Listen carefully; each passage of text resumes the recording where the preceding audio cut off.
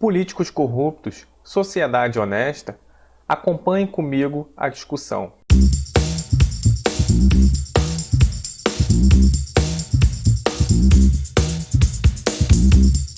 Olá, aqui é o professor Tiarão Borba. Peço já, inscreva-se no canal, dê o seu like e compartilhe conhecimento do Balanço Crítico. Nos acompanhe também pelas nossas redes sociais para você saber sempre quando vai sair um novo vídeo. Nosso tema de hoje é discutir um pouco sobre a questão dos políticos. É ano de eleição, ano que todo mundo deposita uma renovação, reclama dos anos anteriores do vereador que não foi atendido, não atendeu o seu problema, ou do prefeito que não atendeu o seu problema. Falamos normalmente da questão do problema da corrupção, que os políticos são corruptos, eles roubam, então por isso que nada melhora. Mas será que isso não é um pensamento um tanto quanto simplista, muito presente no senso comum? Será que a situação não é um pouco mais complexa? É isso que eu quero chamar a sua atenção. Eu sou professor de Sociologia e quero trazer para você uma nova reflexão sobre essa posição dos políticos dentro da sociedade, como nós os percebemos. Será que eles fazem isso por acaso ou será que existem outros ingredientes? Então, a nossa reflexão aqui vai partir de dois pontos principais: analisar os processos de socialização, chamar a atenção um pouco isso do básico, como é que as pessoas se socializam, e das instituições. Porque assim nós escapamos da questão de personalizar a culpa em um determinado segmento. No caso, o nosso objeto de hoje aqui, os políticos. Então vamos partir para o nosso pensamento aqui de hoje, nossa discussão. Pode parecer uma pergunta um tanto quanto básica, mas de onde vieram os políticos? Aí a resposta mais simples seria o quê? O político não pode vir de outro lugar senão da sociedade. Quer dizer que o político não é uma entidade, não é um deus, não é um extraterrestre, ele veio da sociedade. Portanto, ele aprendeu normas, costumes, leis, regras, valores morais na sociedade onde ele foi socializado.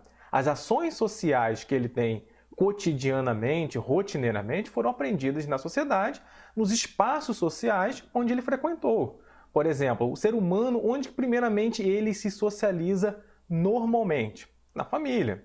E depois da família, vão se ampliando os espaços de socialização.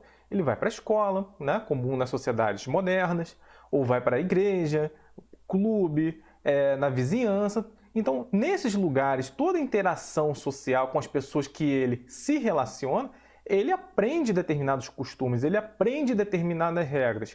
E ao aprender essas regras em uma instituição ou outra, seja na instituição familiar, na escola, na igreja, ele vai levando essas experiências para outras instituições. Por exemplo, quando ele se torna adulto, essas experiências são utilizadas, por exemplo, no trabalho. E se nós pensarmos a atividade política também como um trabalho, ele vai levar isso para a Câmara, por exemplo, o vereador que vai pedir o seu voto periodicamente, ou então um prefeito que está querendo uma reeleição ou um novo candidato a prefeito. Então ele vai levar tudo que é de positivo, que você julga como interessante para um político ter, todas as suas características, como também aspectos negativos. A gente não pode chegar e depositar tudo que há de errado naquelas pessoas, porque aquelas pessoas vieram de algum lugar e aprenderam alguma coisa errada. Aí é que entra o papel das instituições e o papel seu enquanto cidadão, de o quê?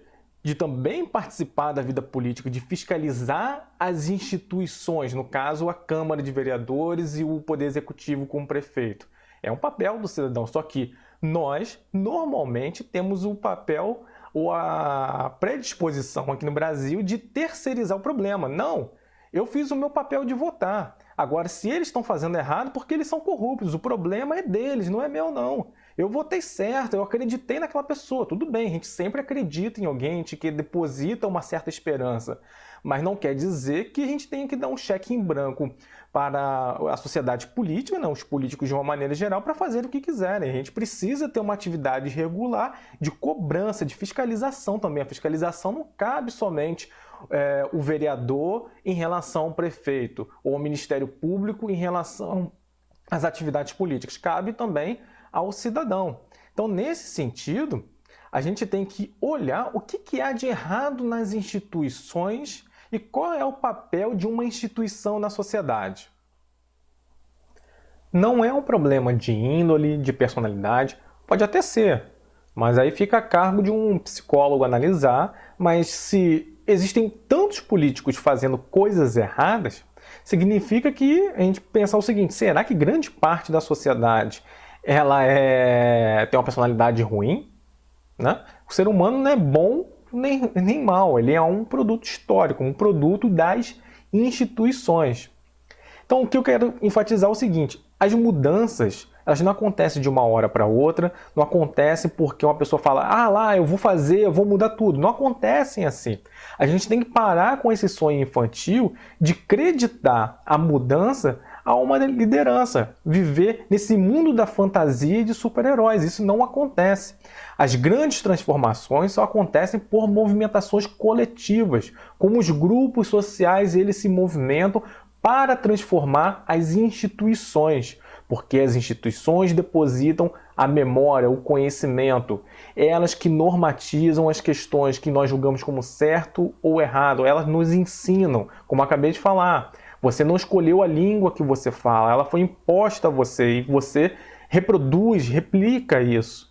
Então, quando nós queremos transformações, nós temos que participar da vida política. Você está insatisfeito com a sua realidade? Tente mudar as instituições. Repare bem, vamos supor que você tem por volta dos 30 anos. Sua realidade pouco mudou.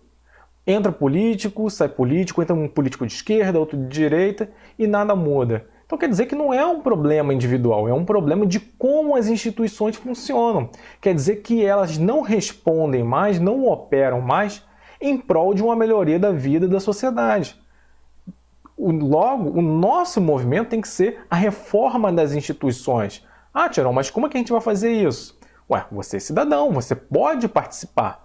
Você pode cobrar o prefeito, você pode cobrar o seu vereador, você pode entrar no partido. Mas no partido tem um monte de gente corrupta. Você tem que trabalhar no partido, tem que organizar o partido, fazer valer o que está escrito lá nos objetivos do partido, os seus valores. Ou então, por exemplo, você pode entrar na vida política para transformar o judiciário, que se existem juízes corruptos, eles não estão julgando de uma maneira que você julga como correta. Ou então você pode fazer direito, prestar um concurso público e trabalhar dentro das instituições jurídicas e tentar reformá-las por dentro. Também é uma possibilidade. Então, o que eu quero chamar a atenção sua, trazer esse novo olhar, talvez que a maioria não tenha esse contato, é que as instituições, elas funcionam de uma determinada maneira. Foi isso que eu queria falar no outro vídeo anterior, vou deixar passando no card, a questão do problema na relação entre prefeito e vereador. As instituições foram formadas para ter uma relação muitas vezes tensa entre um e outro, e por isso que é muito mais difícil dos serviços melhorarem do que o prefeito, e é muito mais fácil um prefeito levantar a obra. As instituições, elas normatizam determinadas operações na sociedade, de como a sociedade funciona.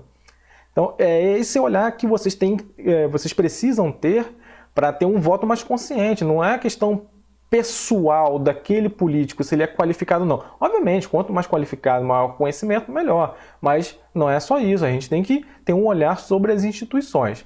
Se você gostou do vídeo, comente aqui embaixo, dê o seu like. Se não gostou, comente também, para eu saber ampliar esse debate aqui nesse ano eleitoral de 2020.